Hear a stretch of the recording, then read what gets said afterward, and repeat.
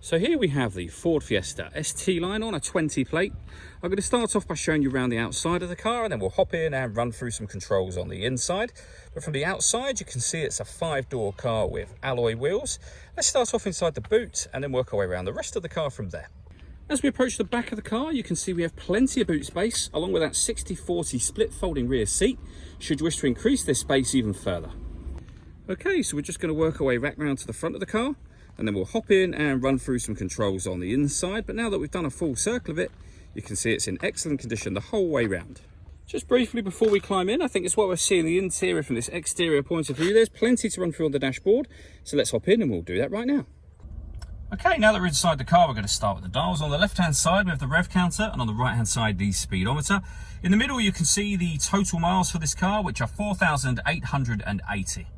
Also in that section, we have a digital readout for the speedometer. That information can be changed using buttons on the steering wheel for various different menus, from navigation, audio, your phone, settings, trip computer, and then back round to the beginning again. If I back out to the steering wheel, the buttons I was using just a moment ago are here.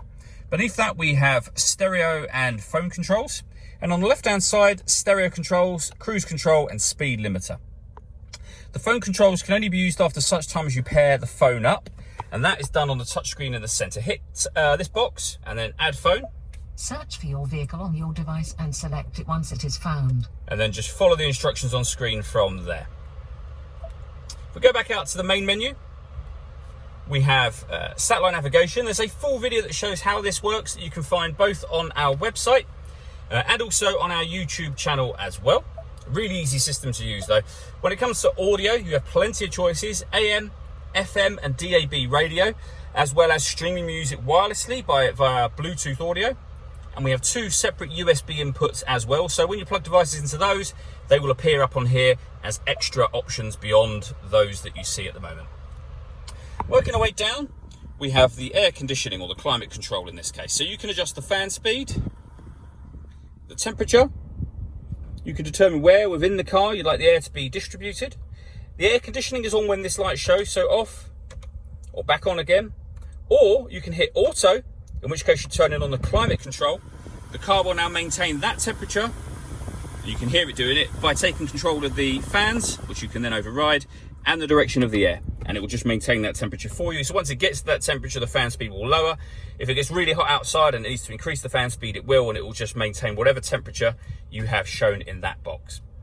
We have a heated rear screen and a proper heated front screen as well. A 12-volt charging socket and one of the 2 USB inputs I mentioned previously. A 6-speed manual gearbox.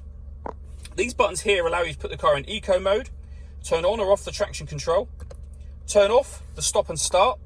So when you hit that button, the car can't cut out. Normally what would happen is it would cut out when you were stationary in traffic, which would in turn save you fuel, as I say, after you turn that system off. And then inside the central armrest, we have the 2nd USB input. All that leaves me to say is thank you for taking the time to watch this video. If you'd like to come and see the car in person and have a test drive, please feel free to call any of our MJA sites. We'd love to hear from you soon.